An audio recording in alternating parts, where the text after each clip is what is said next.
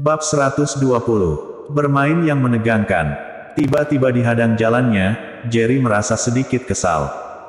Masalah David tadi sebenarnya sudah membuatnya sangat marah, sekarang ada lagi orang yang mencari masalah dengannya, bisa dilihat sekesal apa dirinya sekarang.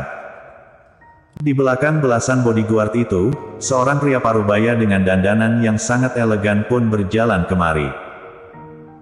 Menyebut dandanannya elegan, karena tubuhnya sangat kurus, kira-kira tingginya sekitar 180 cm, mengenakan kemeja kotak-kotak berwarna gelap dan celana jas, kemejanya ia masukkan ke dalam celana, kakinya mengenakan sepasang sepatu kulit yang hitam mengkilap. Orang itu tampak seperti gantungan baju berjalan, lekuk tubuhnya seperti model.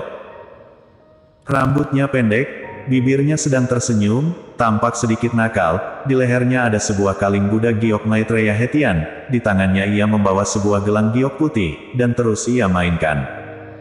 Itu John Liu, bos City of Kings, kenapa dia kemari? Jangan-jangan demi wanita muda yang baru saja ia menangkan tadi. Kudengar di sini, asalkan ada wanita yang disukai oleh John Liu, pasti akan ia bawa ke atas ranjangnya. Dua wanita itu adalah wanita yang sangat cantik, sepertinya sangat sulit untuk dibawa keluar. Melihat pria parubaya itu, seluruh orang sangat terkejut, seolah takut didengar oleh John. Mereka saling berbisik, namun tetap saja terdengar oleh Jerry. Anak muda, di tempat kekuasaanku, langsung merebut anak perempuan orang sembarangan, tidak pantaskan. John tersenyum licik, menyipitkan matanya melihat ke arah Jerry. Jerry mengerutkan alisnya, ini adalah wanita yang kumenangkan, apa kalian juga ingin ikut campur? Aku bukan, cepat lepaskan aku, lepaskan aku. Susan langsung berteriak, Jerry sedang dihadang orang, dia seperti melihat sebuah harapan. Gadis cantik, tenang saja, di tempat kekuasaanku, John Liu, hal yang tidak kuizinkan, tidak akan pernah terjadi. John tersenyum gentle, berkata pada Susan dengan lembut, lalu ia melihat ke arah Jerry lagi. Wanita cantik itu sudah berkata, dia bukanlah hadiah kemenanganmu, bagaimana kau ingin menjelaskannya? Jerry hanya tidak ingin dipersulit oleh Susan, oleh karena itu ia membawa Susan dengan cara paksa, tapi wanita ini ternyata tidak tahu diri, kalau begitu dia tidak perlu ikut campur lagi, dan langsung menurunkan Susan. Sekarang, aku sudah boleh pergi kan? Jerry menggandeng tangan Lacey, dan berkata pada John. Tidak, kau tidak boleh pergi. Dengan adanya John, Susan pun menjadi lebih berani, ia menarik tangan Lacey dan berkata, Lacey adalah sahabatku, kau tidak boleh membawanya pergi. Lacey pun ikut panik, awalnya ia sudah janjian dengan Jerry untuk melakukan akting ini, agar David benar-benar putus asa, dan lepas dari kecanduan judinya. Namun tidak disangka, sahabatnya terus menghalanginya seperti ini, selain merasa terharu dalam hati, Lacey juga hanya bisa merasa panik saja, ia tidak bisa memberi penjelasan apa-apa. Wanita ini adalah hadiah kemenanganku, berarti dia adalah wanita milikku. Aku membawa wanita milikku sendiri pergi, kau keberatan? Kata Jerry dingin. Kalau dia adalah hadiah kemenanganmu, tentu saja aku tidak keberatan. Kata John sambil tersenyum, namun tiba-tiba ia berkata, tapi, wanita cantik ini, sepertinya tidak bersedia kau membawa pergi sahabatnya. Benar, kau tidak boleh membawanya pergi.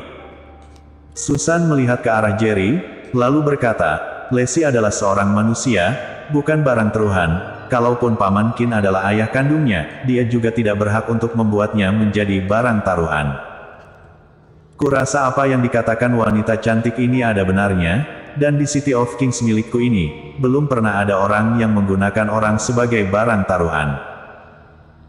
John pun berkata, kalau begitu begini saja, ku beri kau 20 juta RMB, anggap saja sebagai penebus wanita ini. Ku beri kau 4 juta RMB lebih, anggap saja sebagai ganti rugiku padamu, bagaimana? Sepertinya, hari ini aku tidak bisa membawanya pergi. Tanya Jerry pelan.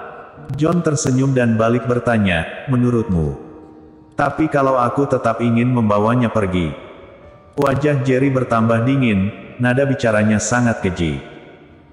Orang-orang di sekitar pun terkejut, Jerry memiliki hubungan dengan banyak sekali orang hebat di Jiangsu. Meskipun City of Kings hanyalah sebuah tempat hiburan, tapi posisi John di Jiangsu juga sangat tinggi. Para keluarga kelas A pun tidak ada yang berani membuat masalah dengannya. Namun Jerry sekarang malah berani langsung melawan John.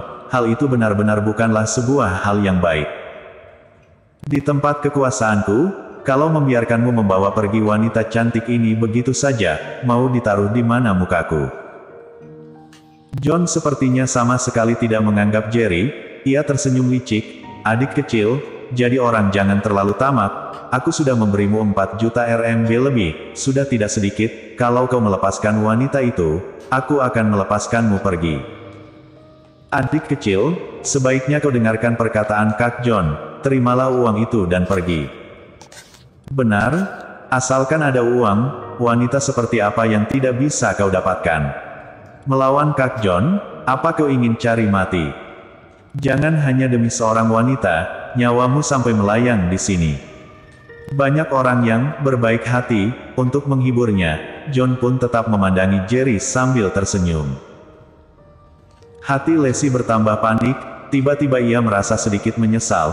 Kalau tahu akan seperti ini, dia tidak akan melakukannya. Tapi kalau ia mengatakan apa yang sebenarnya, semua kerja keras mereka akan sia-sia. Tapi rencana memang benar-benar tidak sesuai dengan perubahan. Tepat saat Lacey sedang bingung ingin mengatakan kebenarannya atau tidak, Jerry tiba-tiba berkata, karena masalah ini terjadi karena judi, lebih baik aku bermain dengan Bos Liu. Kalau aku menang, aku akan membawanya pergi. Kalau aku kalah, terserah kau ingin berbuat apa, bagaimana? Mendengar perkataan Jerry, semua orang pun ricuh. Mereka menatap Jerry seperti melihat seorang orang bodoh. Di tempat kekuasaan John, dia berani berjudi dengan John. Apa dia ingin cari mati? Anak muda, kau yakin ingin bermain denganku? Tanya John sambil menyipitkan matanya. Tentu saja aku yakin, tapi aku tidak tahu, apakah Bos Liu berani menerimanya. Jerry sengaja ingin mendesaknya. Meskipun aku tahu kau ini ingin mendesakku, tapi ini adalah tempat kekuasaanku. Kalau aku ditantang orang dan tidak kuterima, kelak aku tidak akan punya muka untuk berada di dunia ini lagi. John tersenyum, kalau begitu, aku akan bermain denganmu. Main apa? Yang sederhana saja, main besar kecil, bagaimana? Kata Jerry. Berapa kali menang dalam berapa ronde? Tanya John. Sampai ada yang mengaku kalah. Dari dalam bola mata Jerry terbesit sebuah tatapan yang tajam. Kalau kau ingin main, aku akan membuatmu main sampai hartamu habis. Haha. John tercengang sejenak, lalu tertawa keras. Anak muda, harus kuakui, kau berhasil mendesakku. Kalau kau cari mati, aku akan menemanimu. Semua orang juga tercengang. Kalau hanya bermain satu ronde untuk menentukan menang dan kalah, Jerry mungkin masih memiliki harapan untuk menang. Tapi dia malah memilih untuk bermain segila itu, benar-benar bodoh. Anak ini, jangan-jangan adalah seorang idiot. Siapa yang tahu, beraninya bermain seperti itu di tempat kekuasaan Kak John, apalagi kalau bukan idiot. Maksudnya, dia ingin bermain sampai Kak John mengaku kalah. Haha. Semua orang tertawa terbahak-bahak, taruhan yang seperti itu, membuat mereka juga ikut tertarik. Tadi saat Jerry bermain dengan David, dalam satu ronde saja sudah menghabiskan 10 juta RMB. Sekarang jika ia ingin bermain dengan John, berapa yang akan dia keluarkan? Bersambung.